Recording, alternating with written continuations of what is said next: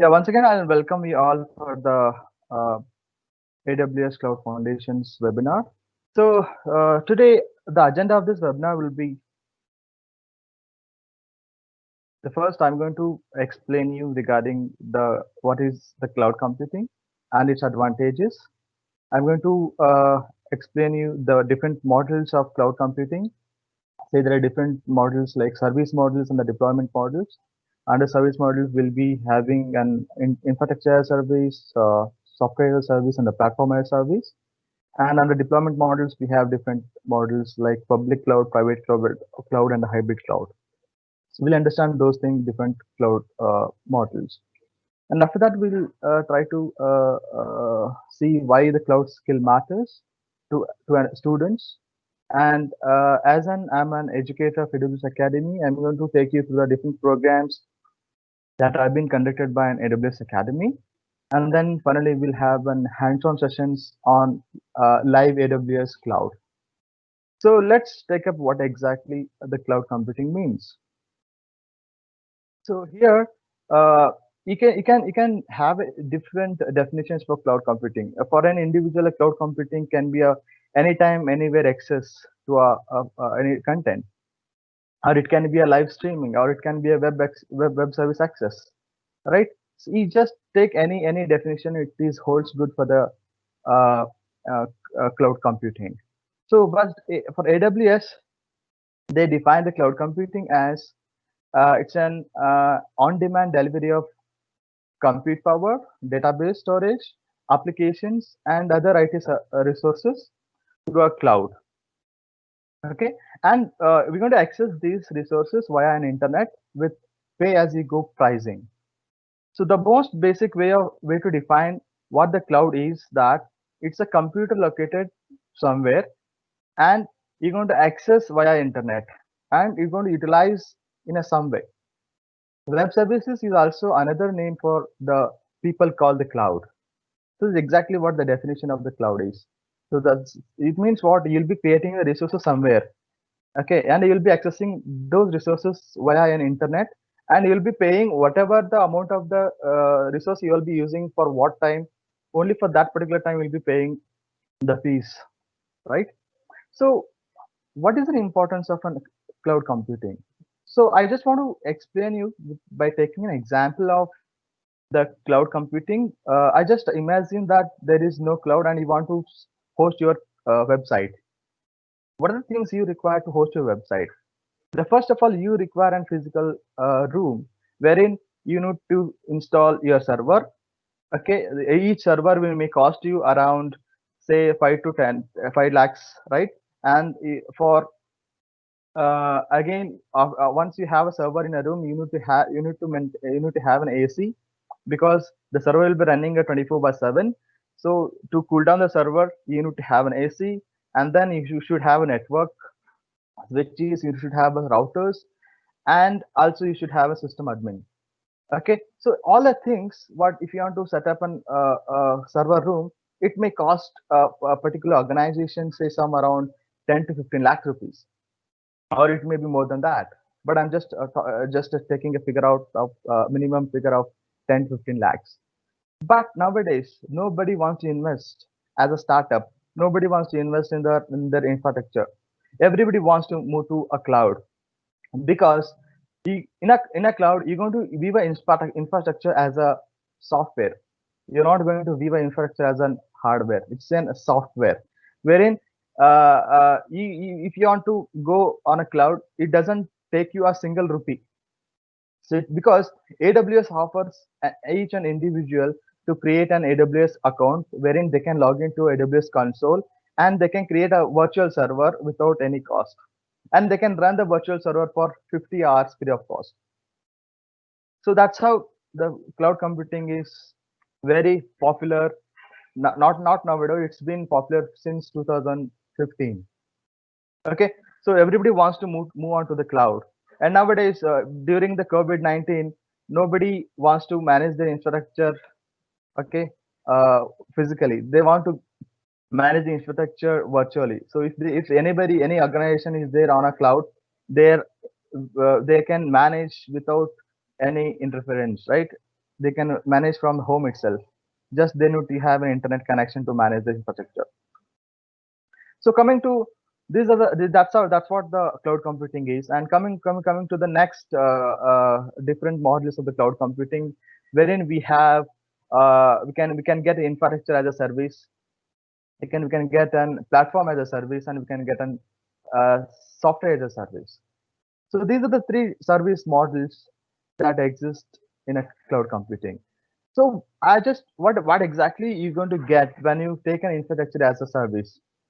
With infrastructure as a service, you manage your server where you can where the server may be a physical server or virtual server, okay, as well as operating systems. You're going to get a server and the operating system. That's it. In case of infrastructure as service, everything you need to manage, okay. And when you take a platform as a service, okay, in this the server you're not okay, once you'll get a server and the operating system, but the server and operating system are not managed by you. The server and operating systems will be managed by an cloud service providers like AWS. So when I take up software as a service, okay, then everything is uh, managed by an cloud service provider. Okay, I can take an example for software as a service. As you take any, say for example, Gmail. You're accessing a Gmail. It means you're accessing a software. You're not worried about what where the server is, whether the server has an operating system or not, whether it has any other IT services will be managed or not. Nothing to worry. Just you have a Gmail account. You log into the Gmail account. You just use the software. That's the example of software as a service. I just want to compare this with an example of real estate. So when you buy a plot, an empty plot, it's like infrastructure. You're buying an infrastructure as a service. So everything you need to take care. You have to build a house. You have to build an interior so that you can live in a house. Okay, just buying a plot is I can compare it as an infrastructure as a service. A platform as a service, it is like buying an empty house, constructed empty house. So then you have to make some interiors and you have to live with that, right? And software as a service is like as if you're buying a fully furnished house.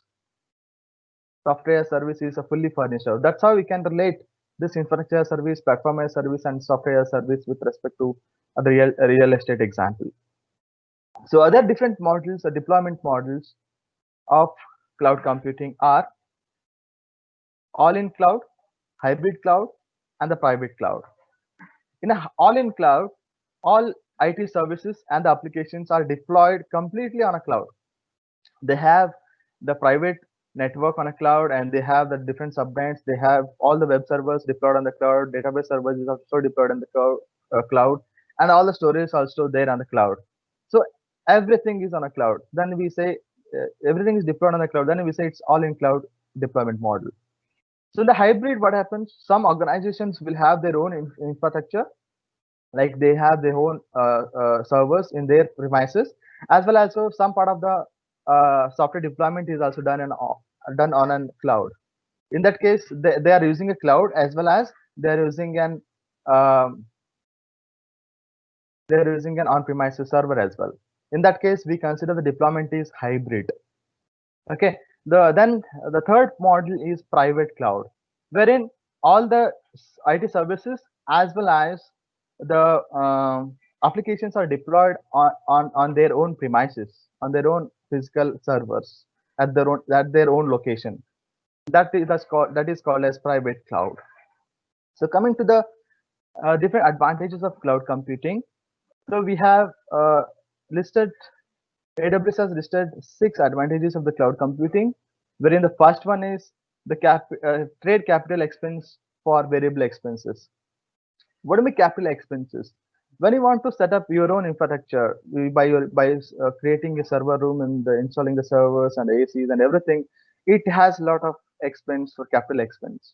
But when you move to a cloud, you don't need to expend a particular amount on establishing the infrastructure. That's a infrastructure is variable expense. You're going to spend the amount how much of the infrastructure you'll be using on a cloud. Only for that, you say, if suppose you are using the server, creating a server and using it for 1 hour, you'll be paid only for 1 hour. Okay, that's how the trade capital expense and for variable expense is. And the second advantage is you're going to benefit from massive economics of scale. So as and when I create a virtual server on a cloud, within with that particular server can be accessed by millions of users. With that, you can scale up your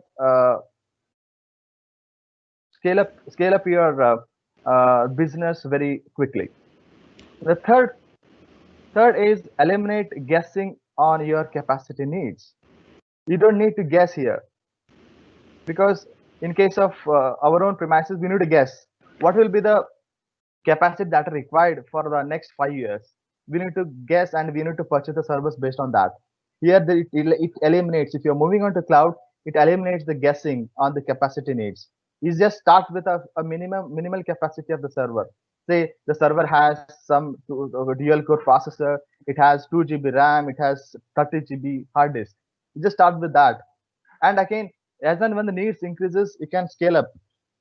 So if you want to say, suppose now we have 30 GB of storage, you want to have a 500 GB of storage. Within a 2 minutes, you can create the storage for you.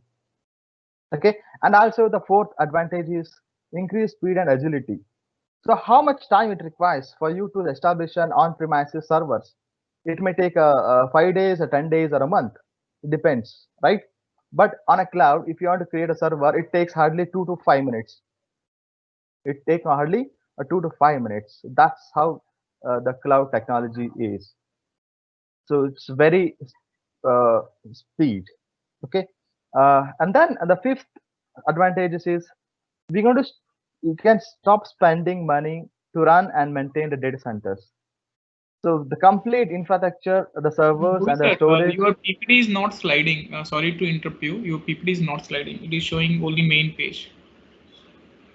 What are you now?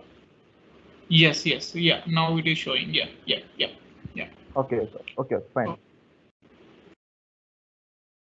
Okay, so I think I covered up few things earlier. Because here also I'm not able to see whether it is slided or not. But I am sliding the PPT. So now you are able to see, Rajesh. now we can see advantages of cloud computing Yeah, slide. definitely. Yeah. So I explained the 5 advantages of the cloud computing, and the last one is go global in a minute. So in this, you can go globally if you are deploying your website on a cloud. Within a minute, you can reach the global audience. So that's a massive advantages of cloud computing is. So I just want to focus mainly on the AWS services because I'm an AWS educator and I want to get about AWS cloud. So AWS, already everyone know about AWS. AWS is an Amazon Web Services. It's an company where it provides a it's a cloud service provider, and it provides lot many services. Wherein I'm going to just explain you a few services. Say AWS has around 250 to 300 services. Okay, in that I'm going to explain you only few services. Here you can see I'm just going to explain 5 to 10 services, wherein uh, Amazon core services include Amazon VPC, which is a network service, and Amazon EC2, which is an compute service. And under storage, I'm going to explain a few other services like Amazon S3, Amazon EBS, Amazon EFS, Amazon Glacier, and under database, I'm going to explain few other services like Amazon RDS, Amazon DynamoDB, and AWS IAM. Okay, so let's take up the first service, that is Amazon EC2. It's this is just the name given to a server, virtual server. In a common name, I call it as server, but Amazon call it as EC2. What exactly EC2 stands for? EC2 is Elastic Compute Cloud. This is the compute service wherein it allows you to create a virtual server of any capacity. if you want, there are different types of instances in EC2 based on the different types. Say, for example, you want a server, a virtual server, which has quad-core processor, which has 10 GB of RAM, which has 500 GB of storage. You can create it. But the instances are already built in. Just you need to choose to just create. At the end of this presentation, I'm going to show you hands-on, wherein I'm going to create a Windows server for you on AWS cloud. So this EC2 is just a create. If you want to create a virtual server, you just need to use Amazon EC2 service. And like that, there is another service called Amazon VPC, which is a network service, wherein you might have come across the concept of virtual network, right? In the same way, we have a virtual cloud. So the same, okay, in the virtual cloud, I can create my own private cloud, and I can restrict to access the resources for a public. Okay, and I can create different subnets in this, wherein I can create a public subnet, I can create a private subnet, and the web servers can be deployed in a public subnet, wherein the public can access the server, and the database server cannot be kept on a public network, so it has to be kept in a private network. So we have a private subnet. I can deploy a database server on a private subnet so that the public cannot access my database server. So that it also provides a security between the communication between the web server and the database server. So that's how the Amazon VPC works. Just a brief introduction I'm giving, but if you want to understand in detail, so we'll see it through the course later on. So coming to the storage part, what are the different storage services we have with AWS? We have the first one is Amazon S3. S3 stands for Simple Storage Service. Amazon EBS, it stands for Elastic Block Storage. Amazon EFS, Elastic File Storage. Amazon Glacier. Okay, let's take up the first the storage service, that is S3. S3, as I told, it stands for Simple Storage Service. This storage is an object storage. Object storage. So we're going to have a something concept called bucket. On that bucket, we're going to put all the objects into the object. The bucket size of a S3 can max of 64 terabytes, and the object size of can be of 5 terabytes. Okay, and when come and this Amazon S3 is serverless storage. You don't require to create a server to if you want to use this Amazon S3. In Amazon S3, you can store any of the files types. You can put a text file, you can put an audio file, you can put an video file. If we put any content that can be stored on a S3. I hope you know the Dropbox. If you have used the Dropbox, it's almost similar to the S3 is almost similar to the Dropbox. Okay, so which doesn't require to start a server to use this S3 storage. Coming to the next storage, that is Amazon EBS. EBS stands for Elastic Block Storage. It's an block. It's an block storage. Okay, wherein each block is of 64 MB. Okay, this Elastic Block Storage service only can be used with an server. It's like your laptop or your desktop hard disk. How are we going to use a hard disk? When you connect a hard disk to a laptop or a desktop, then only you'll be able to access the content of hard disk. The same way EBS storage is just like that. Okay, so if you are mounting this EBS volume to an server, EC2 server, then only you can access this content of the storage. As simple as that. So coming to the Amazon EFS, like you have different hierarchical storage structures. Like if you want to maintain the data in terms of hierarchical manner, say directories and the folders, it also provides hierarchical storage with AWS. That service called as Amazon EFS. And another storage is Amazon Glacier, wherein if you want to store the large amount of data, if you want to archive your data, then it's an Amazon Glacier. Amazon Glacier is a huge storage, is unlimited storage, where you can store your historical data on Amazon Glacier. So what's the difference between S3 and Glacier? If you are having then frequent access of data, then you have to store in S3. If you are having an infrequent access to a data, you can store them in an Amazon Glacier. Okay, and if you store data on S3, you'll be charged more than the storage of Amazon Glacier. So that's with a brief introduction to storage services that are available with AWS. So coming to the next category of the service under database, we have relation databases and non-relation databases.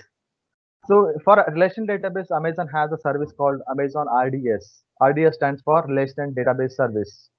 For non-relational databases or like NoSQL databases, there is a service called Amazon DynamoDB. So we have MongoDB. Same way we have the service. No, for NoSQL we have a service called Amazon DynamoDB.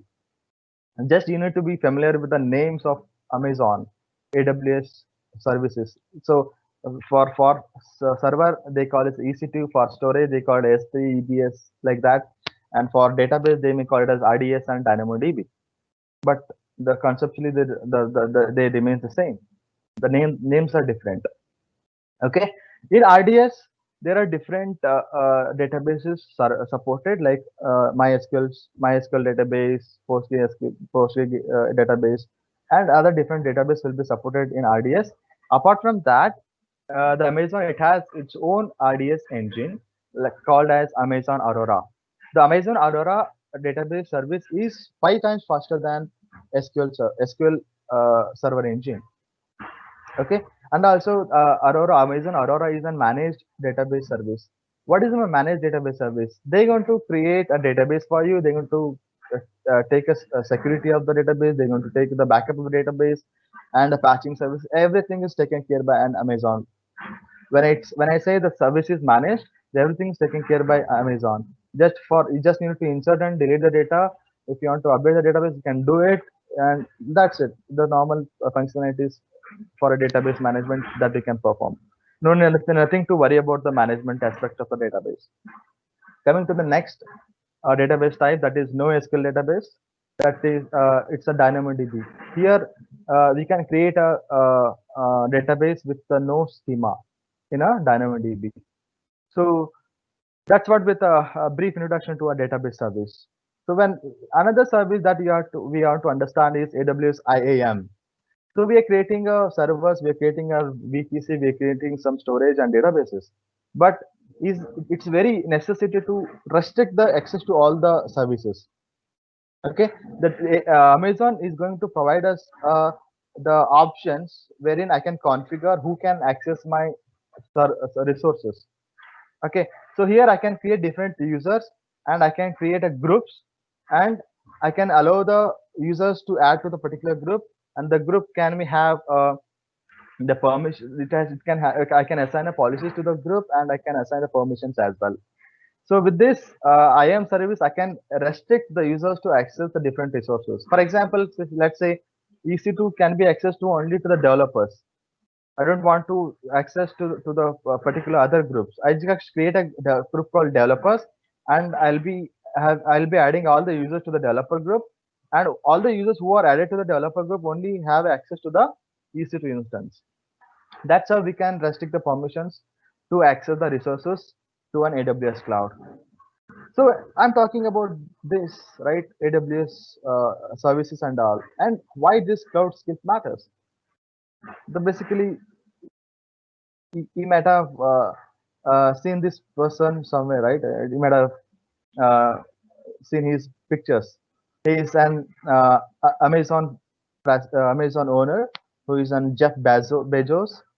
He recently visited India. That's a picture that is taken in India. So why I'm showing this picture? Because he is a world's richest man.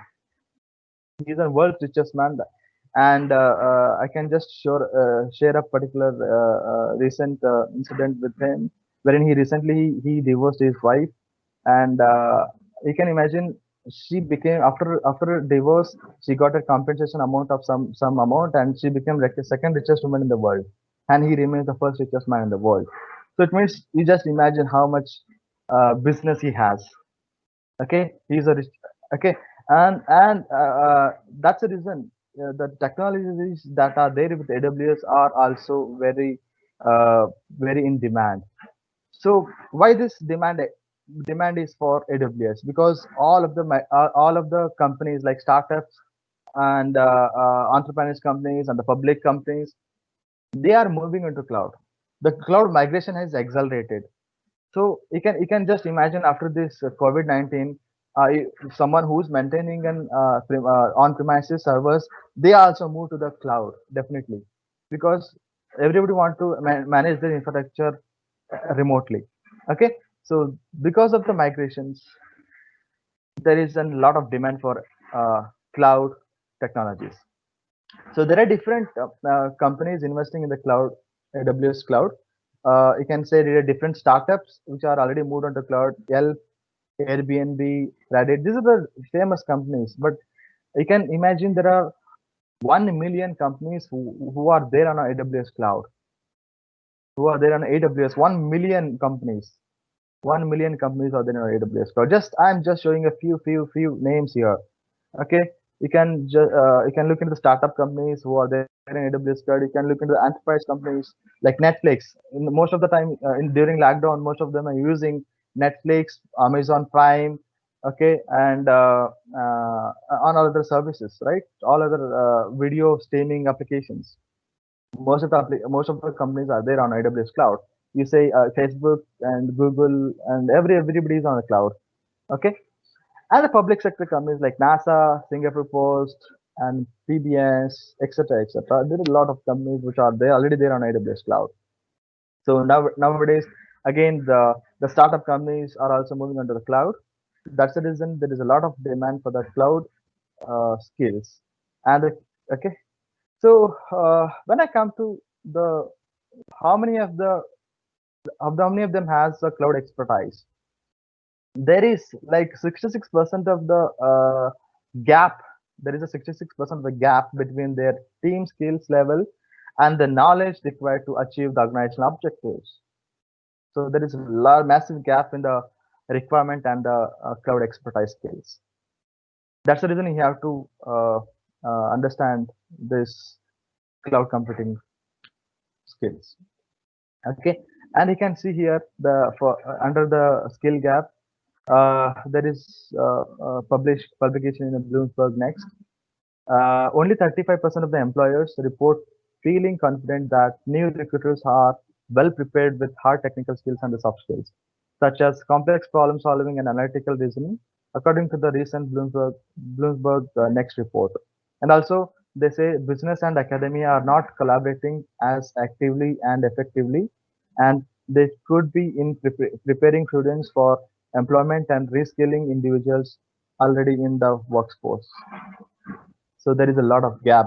So the universities have different set of syllabus, and the industry requires different skill sets.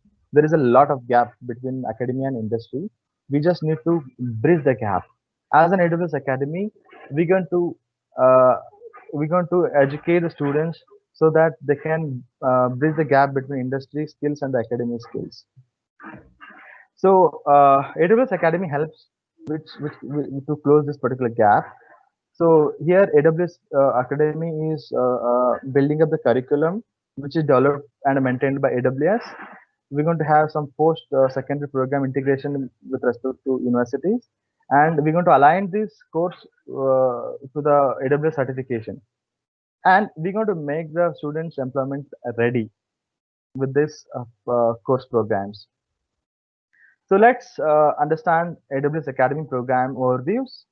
So we have different benefits with respect to AWS Academy programs. We have AWS Cloud Foundation and AWS Cloud Architect programs for the students, wherein they're going to get course content access. Okay, and we're going to give the most important 50% discount on exam certification. So whenever you take a courses outside, you're going to get the content, and here we're going to after the course you're going to appear for the exam certification exam. you have to pay 100% of the fees of the exam. But if you are take up the course through AWS Academy, we going to give you 50% of the certification exam. So actually, this when I take up any certification exam, it costs you around $100. But for students who are enrolling through AWS Academy, they're going to get 50%, $50 of exam fees as a discount. So we have different curriculums, which is designed by AWS official content. So in this curriculum, we have lecture modules and hands-on labs. So when you take up the course outside, you don't have an access to the AWS cloud. That requires a creation of account. And if you want to create an account, you need to link an credit card details to an account. As and when you exceeds the free tier eligible account, you'll be charged. So that's how you have to invest again in creation of account and using the services, right? So here this access to the AWS cloud is free of cost, wherein you'll be given a different IAM user role, where through which you can access your AWS console. And after every module, AWS Academy has different knowledge checks, like assessments will be there. So with that assessment, you can make sure that you have understood the concept well. After the end of this course, you're going to have some project exercises wherein you can try out real time solutions for architect solutions for any of the companies. You can try it with the different project exercises. So as I told, we have two courses right now with AWS Academy. One is AWS Academy Cloud Foundations and AWS Academy Cloud Architecting. So this first I'll be focusing only with AWS Academy Cloud Foundations. It has 20 years of content, and it has digital modules, 6 hands-on labs, and it has sandbox wherein you can explore all of the different services with a sandbox and etc. Okay, sorry. So what AWS Cloud Foundations is, it provides a detailed overview of cloud concepts and AWS services, security architecture, pricing and support. And also it helps students to prepare AWS certification exam, that is cloud practitioner exam. You can prepare this content is aligned with the AWS certification cloud practitioner exam. So and also the prerequisites for all other AWS Academy courses. If you want to take up the further courses, this is a prerequisite course. So you just need to understand the basic core services if you want to take up the solution architect course, or if you want to take up the SysOps administrator course, if you want to take up a DevOps engineer course or machine learning course, whatever course you want to go further, this is the base. This is a prerequisite course for all the further courses. So this is the content that will be delivered through this particular course, wherein we have the content aligned in the module wise. In the first module, you'll be given the overview to the cloud concepts. The second module will be in-depth understanding AWS core services. And the third module, you'll understand cloud security. The fourth module, you'll understand cloud architecting. And the fifth, you'll understand cloud support. So altogether, it is of 20 hours. Yeah, so that's out with the AWS Cloud Foundation. And if you want to get AWS certified to validate the technical skills and expertise with an industry recognized credentials, there are a lot of opportunities.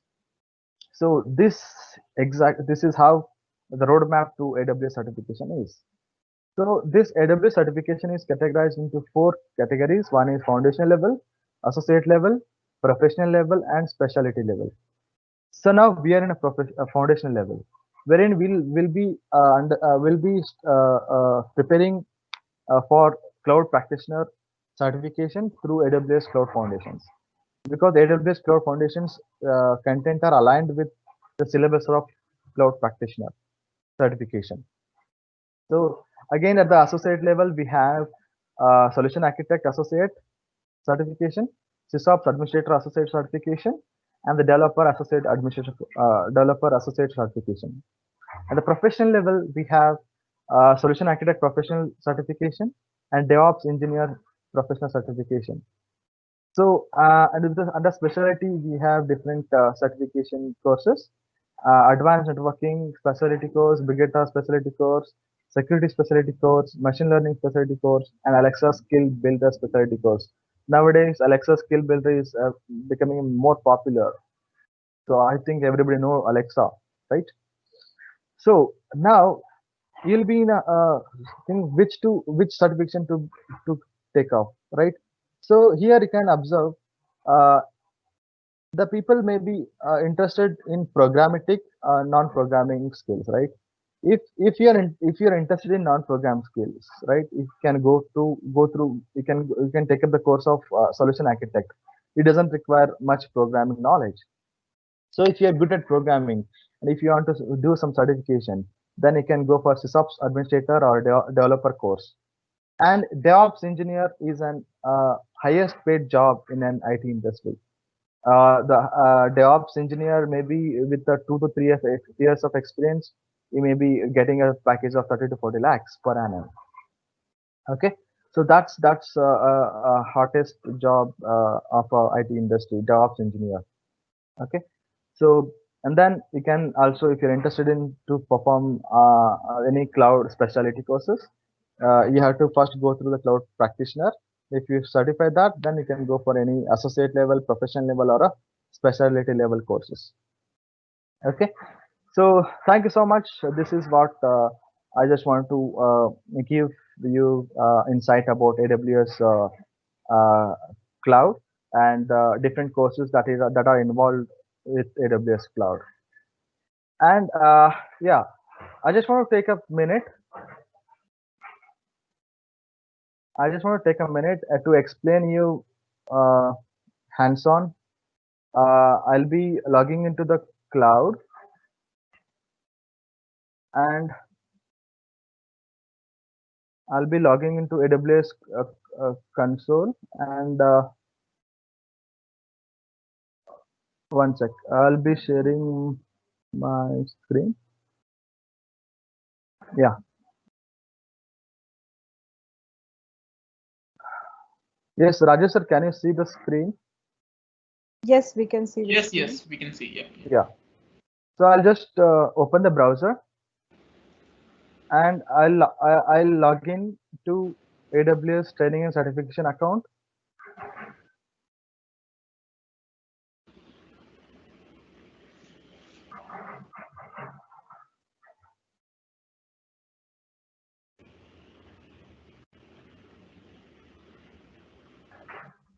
Yeah, the students who are enrolling for this course, they'll be given with this credentials.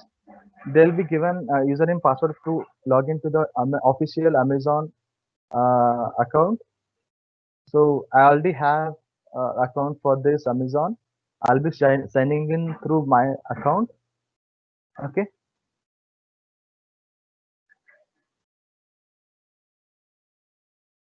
So this is the credential to log in. Once I signed in, I'm going to see the course content. I just want to show you to the all the viewers whenever you log into this AWS account, you'll be uh, seeing this particular screen wherein if you're enrolled for the course, you'll be having the course content here. If you click on this, it will take you to the one sec.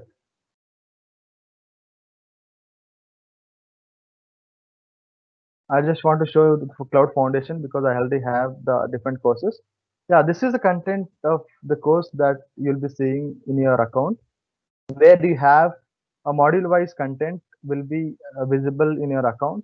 So you can if you want to if you click on the module one, you'll get the content of module one, and if you complete it, it's going to show you the status as completed. Okay, you just can launch so that it will open in a new tab.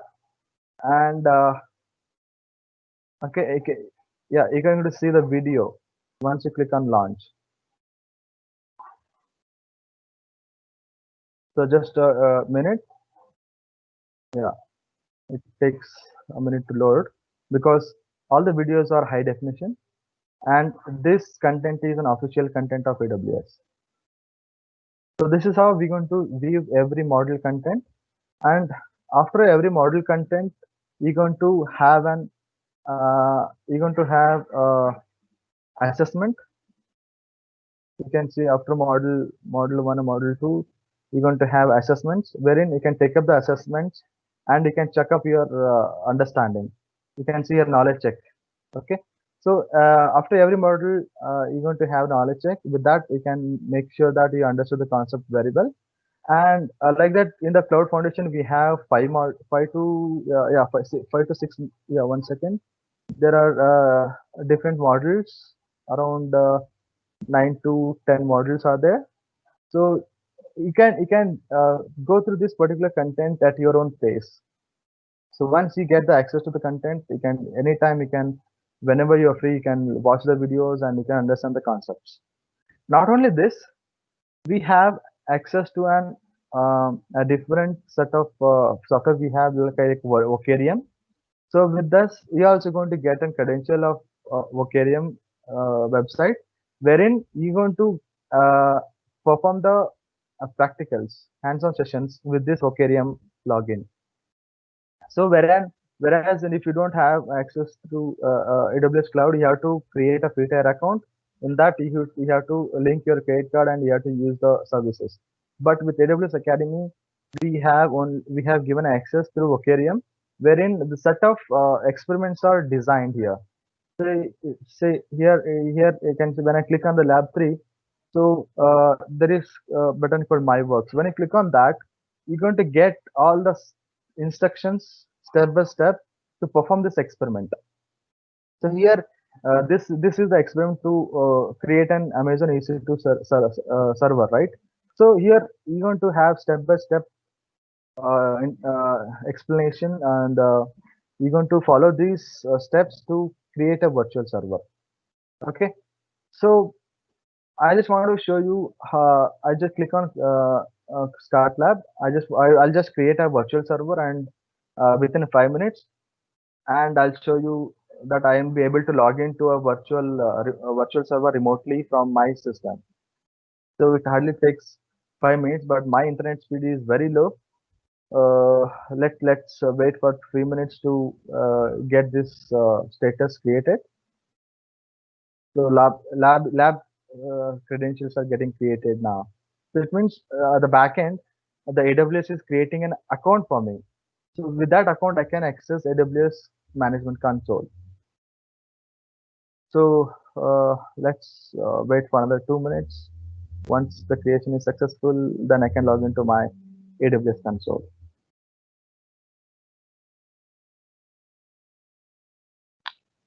Because of the backend, they're going to create an account for me. Bhovi sir, Yes, we ma'am. do have some questions, around 8 to 10 questions. Yeah. Meanwhile, I can take the question. Take the questions. Yes. Okay. So the first question is from an anonymous participant. Could you throw light on security features of AWS Cloud, and how safe is our data with AWS? Yeah, definitely. AWS has a lot many security features, and I can say AWS has the service called KMS, the AWS Key Management System. So each user will have the access through the keys, and there is an authentication provided to access the particular resources. And also I have explained the service of IAM, Identity Access Management. Each user is given an access to access the particular resources, and if the particular user is given a permission, then only he has access to the resources, or else no. Okay. That's how the secure is. Okay. The second question is, how do you take exam via AWS Academy? Actually, we are not taking any exam through AWS Academy for a certification. AWS company itself has AWS Academy. It's a part of AWS company. AWS has its own exam pattern, wherein you can log into AWS certification account, and under that there is a tab called certification. You can schedule a certification exam through your certification account, and then either you can take it by sitting at your home, or there are some PSI centers wherein you can book your exam with the PSI centers where you can go there and give exam. The exam is completely monitored there, and you're going that exam is very strictly monitored. After exam, you're going to get a certification results. Okay. Yeah. So AWS Academy doesn't take any certification exams. Main AWS company will take the certification exams. Okay. So another question was, what is the path to acquiring certificate, which I think you just answered, and Yes. a job in cloud? Yeah, there are, as I told, everybody is moving on to cloud, and 1 million companies are there on AWS cloud. So it means if I want to name the counts, say for example, 1 million companies are there. If the people required to manage the infrastructure of 1 million companies, hardly 1 million solution architects required, right? And still, lot many companies are moving onto cloud. There is a lot of opportunities with AWS cloud skills. Okay. The next question is, how costly is using AWS for an application? It depends on your requirement and the amount of resource that you're going to use. So if you are having a minimal requirement, say if you want to create a virtual server and deploy your applications on virtual server, say with a minimum requirement, for 50 hours, the AWS virtual server is free of cost. If you're running the virtual server more than 50 hours, then you'll be you have to pay extra amount. Is this 50 hours in a month, year? In a month. In a month. Okay. So the next question is, how often does AWS support maintenance and updates on its application? Yeah, the applications, everything is taken care by AWS. You no need to worry about the AWS resources. If they want to update, they're going to update their resources. But if it's your own application, that's your responsibility for you to update your application. Okay. And are there applications that benefit from using AWS instead of regular technologies? Yeah, the completely cloud is virtually exists, right? Actually, the term itself coined like cloud. Cloud means we are going to access virtually, but exactly there are some data centers actually exist within a physical location. So based on again your requirements. Say for example, if you are hosting an e-commerce website, if you use your own on-premises servers, that won't be more effective. If you are hosting all e-commerce websites on a cloud, that will be more effective. Why? Because you might have come across the Big Billion Days and Amazon, Flipkart Big Billion Days, Amazon Get Indian festivals.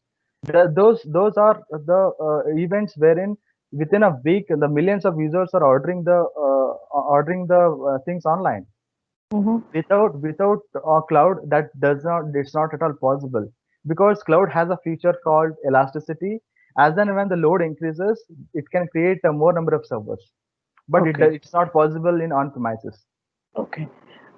Is any programming language required to set all these? No programming language required. As I told you right now, it's like managing a system administration, right?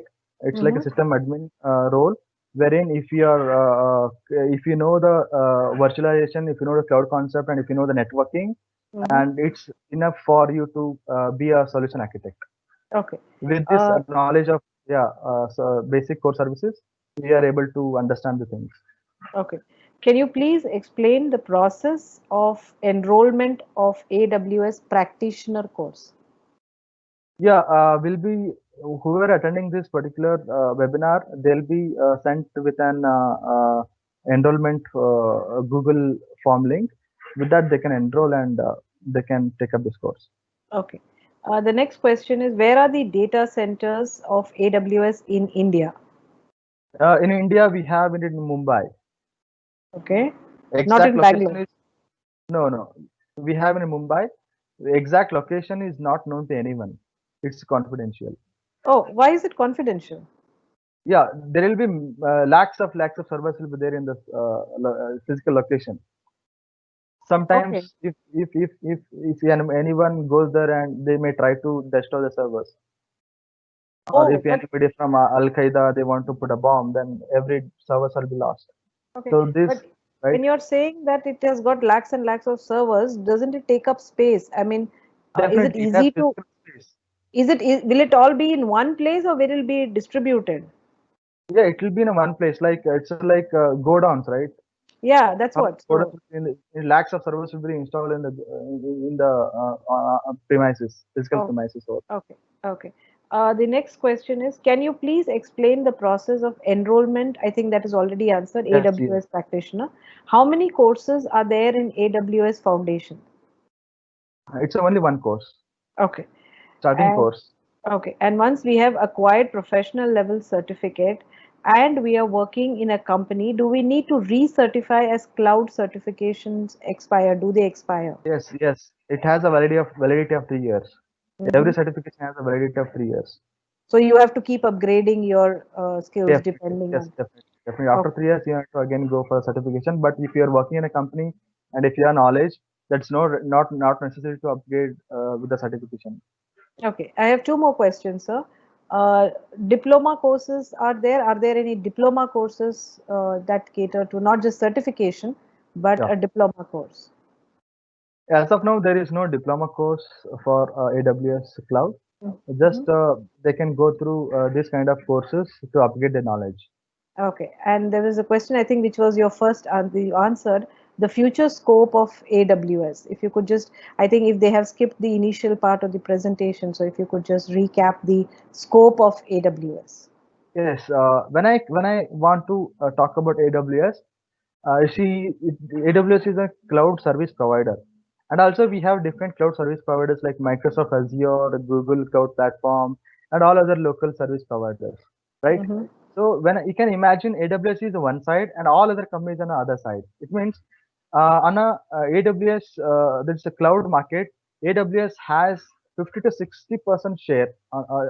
You can say 50 to 60% share in cloud market. AWS has its alone. It has 50 to 60% share. So with this, you can imagine the lot of opportunities with AWS. It's a it's an biggest cloud service provider in the world. Okay. I think that was the last question. There are, okay. How secure is underwater data center just like Microsoft has come up? Why is it underwater, sir? So they want to make it more secure, and no, they don't want to reveal their locations. But you can have a server which is kept underwater. Yeah, we can. Oh, okay. So I And think that was AWS the, has. AWS has. yes. Okay. I think there is one more question coming up, but no, I don't think so. So I think you can go ahead with your Yes. presentation. That's what Open. theoretically the people understood, but I just want to show it practically, right? Yeah. I just Yeah. want to show. I'll just show how to create a virtual server through AWS console. Sure, So sir. once you have AWS account, it's, can you see my screen, ma'am? Yes. Yes. We can see the Yeah, screen. fine. Okay. Yeah, here this is how AWS cloud looks. Okay, just if I want to create, there are lot many regions with AWS cloud here. You can see all the regions here. I just want to use the Mumbai region wherein I want to create my virtual server in a Mumbai region.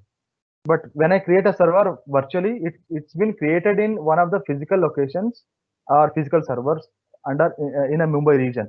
I'll just change the region here. By default, you can see the region is Northern Virginia because all the new deployments will be happening in the new Northern Virginia. By default, when you log into your Amazon console, you'll be logged in to US Northern Virginia region. I just want to change my region. I want to create my virtual server in Mumbai. So this is within a one click you can change the region. Right now you can see I'm logged into Mumbai region, right? So I want to create an virtual server. So as I earlier discussed with you, the server is called as EC2. I'll be clicking on different services here. You can see these are different services that are available with AWS.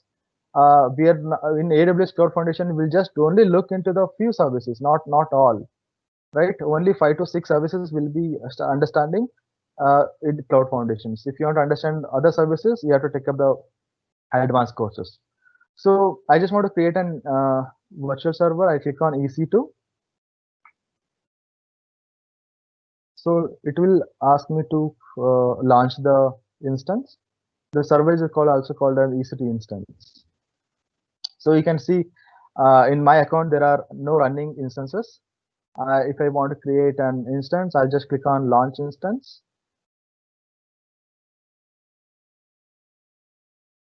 So within 5 minutes, I'm able to create a server. That's how fast the AWS is. So you can see here, if you want to create a server with some configuration, already all the instances already having this different configurations already set here. So I'll just choose any one. So I just want to create a Windows server.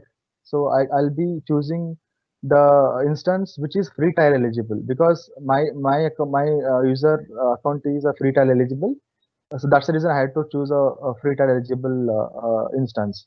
If you want to create any configuration of the system, you can do so, but you'll be charged. Okay. So I'll be selecting a free trial eligible instance, which is a Windows server. So here you can see this particular instance is a general purpose instance with a type of T2.micro, which has one virtual server, one virtual CPU and 1 GB of RAM, and it has a storage in EBS volumes. Okay, so I'll just click on next. Now I'm going to create an instances, right? So number of instances is 1. If I want to create 10 servers, I just type 10 here. So it will create 10 instances, 10 virtual servers. If I want 100, just click 100. 100 servers will be created. That's as simple as that. So I just want to keep it very simple. I just want to create a one instance of a server. So number of instances is 1. And altogether we have to set up all the different parameters here. But as I am running out of time, I'll keep all the parameters by as a default values, and I'll just add here. You can see the network. It has its own default virtual private network, and it is hosted in one of the subnet, which is default subnet, and all other parameters are set by default. I don't want to change the parameters. I'll just go to the next tab and add the storage. By default, with this instance, you have 30 GB of storage. Okay, and different IOPS, 100 IOPS. IOPS stands for input output performance per second.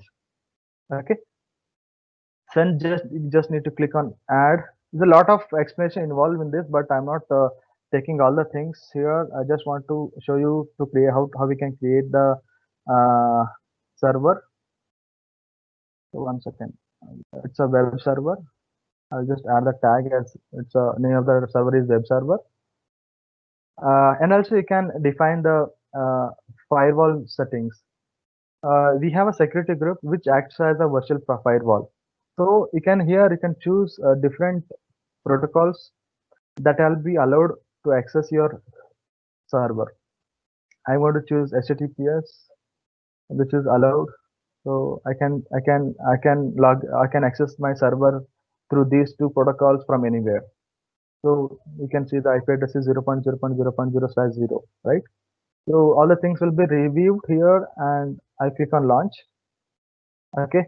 So if you want to log into your server, it's more secure. So somebody was asking how the cloud security is. So here we're going to have create a new key pair file. I just name it as webinar. Okay. I'm going to download this key pair, which is an encrypted file. With this encrypted file, I can generate a password, and with that password, you'll be able to log in. It means the password is not predefined. The password is generated at runtime. Okay. So whenever you use this file to generate a password, every time it gives you a new password. With that password, only you can able to log into your server. So it takes a few minutes. Let's wait. I'm going to save this .pm file, which is an encrypted file. With this, you can generate a password for your server. So I'll be storing it in my desktop with a name webdam.pm, and I'll be using this file to generate a password later on. Yeah. Yes, Bhovi ma'am. sir, can I get back to the question answer Yeah, session? sure. Okay, so with regard to the point of why do they have underwater data center, I think there is Daya Shankar Srivastava has mentioned that it's basically for cooling purpose to have underwater servers. So I think that is also a Yeah, that's consideration. also one of the answers. Yeah. Yeah. Okay. And are there any advantages for AWS certificate when you have an AWS certificate? Definitely, definitely. If you're a fresher, if you have AWS certification in your hand, then you'll be given an opportunity to give an interviews. Okay. But is this You get a valid for students after 12th, or do you need to do engineering or anybody computer? can do it. Anybody can do it. Okay. For 12th and diploma students, it's the right time to get into the technology. Okay. Okay. And Wherein then now they can go with the cloud foundation. When they come for the engineering, they can do the associate level courses and the professional level Mhm. courses. Okay. So I think there is a lot of comments in terms of excellent session. Thank you so much. Well done. Excellent. Thank you, sir. I think these are all the feedbacks that we have for today. So yes, so Thank you so much. I have not been completed. Mm-hmm. Still, I just need to show you to after logging. I'll be logging into the virtual server and I'll show the desktop of virtual server on my browser. So, any other questions? It takes another 2 minutes, ma'am. No, so as of now, I think these are the only comments that we've got, and we've covered everything. Of course, there are appreciations for the kind of content that you have shown today. Thank So, you so much. yeah, I Yeah. think yes, we have covered. Now you can now the instance is created in Mumbai region. Its state is running. So okay, and still we need to wait to get the status of checks. So still it is initializing.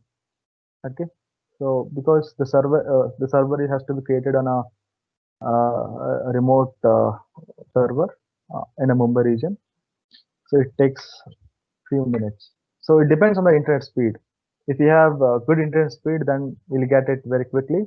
But I'm using my mobile internet connection here, so it will be getting delay. It will get delayed because of the internet speed. So it doesn't take more than 2 minutes.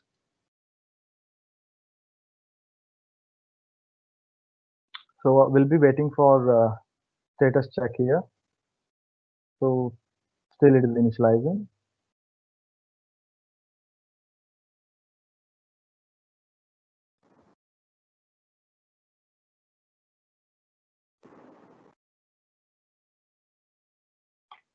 Sir, are there any competitors to AWS? Yes, AWS competitors are Microsoft Azure and Google Cloud.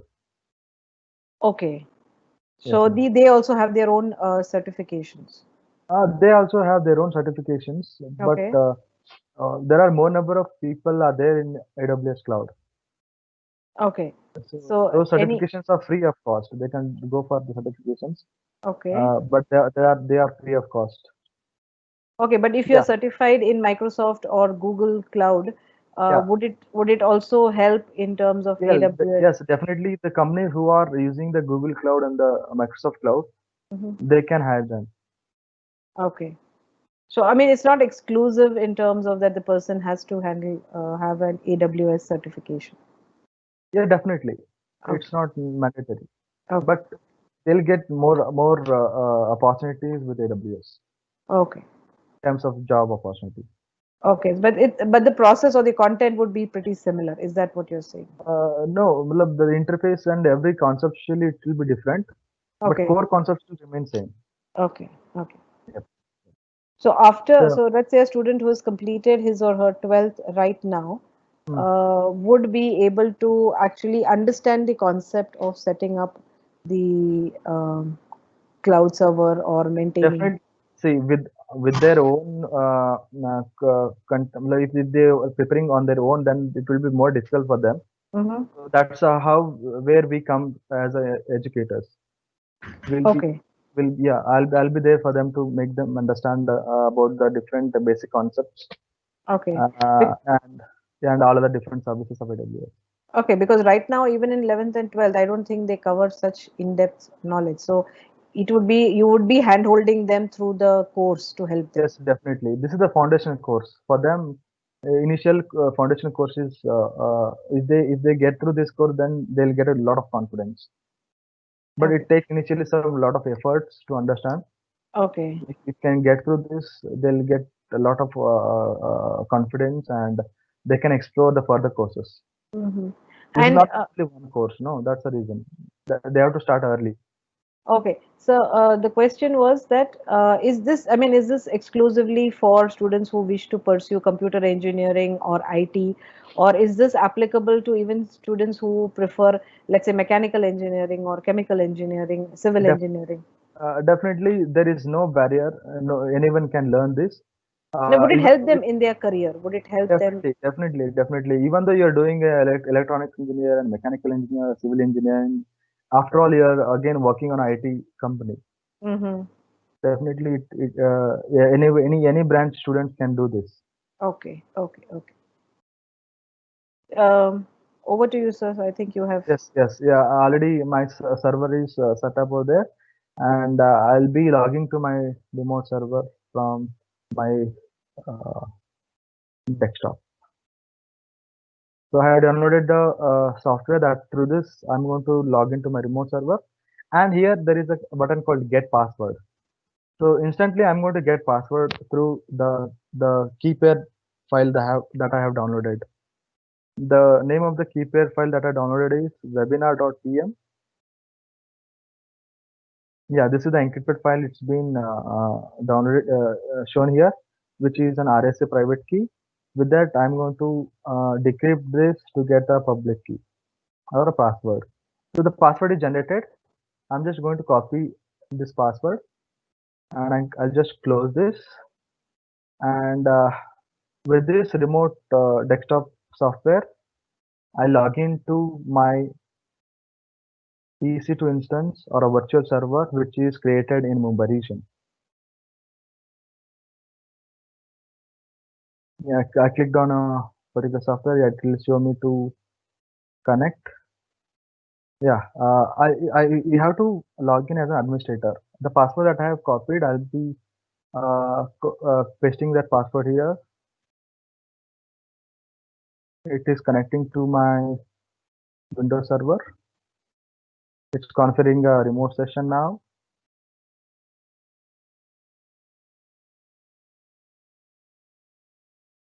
Yes, this is the the window that you are seeing is an desktop of the virtual server that I created in Mumbai region. Now I logged into the virtual server remotely from my browser. So I hope you are able to see the screen. Yes, sir. There is a blank screen right now. It's black. Yeah. Now it's loading. It's Yeah, loading. yeah, yeah. Now you can see the operating system of virtual server, which Yes. I have created a Windows server, right? Mm-hmm. So here you can see server manager and everything and all other applications that comes with the Windows server operating system. So this is how we can create virtual server within a minute, and we can deploy your websites here, you deploy your applications here within a 2 minutes. Anybody in the world can access your website. Anybody in the world can access your website within a 2 minutes after your creation of your server. With So security, with secure with features. secure, with Okay. secure. Nobody can access your server because Okay. you have the password for to access the server. That password is created dynamically with your PM file. Okay. Okay, so there is one That- last question. Yes, I ma'am. think there's one last question. After getting AWS practitioner certificate, can we look for interviews in cloud domain? Yeah, definitely. If you have knowledge, the interview, if you have a cloud practitioner certificate itself, it's enough to get the interview opportunities. If you can do well in the interviews, you'll be get through. Okay. So I think, yeah, I think we are done with the questions. Anything else, sir, before I would like to thank the audience. Nothing. That's what I just wanted to show to all Okay. the viewers. So thank you so much for giving the opportunity, and I take this opportunity to thank the iSchool IT management, the principal madam, and all our HODs, and Vaidehi madam, Rajesh sir, and all other the faculties who are supported to make this webinar successful. Thank you so much.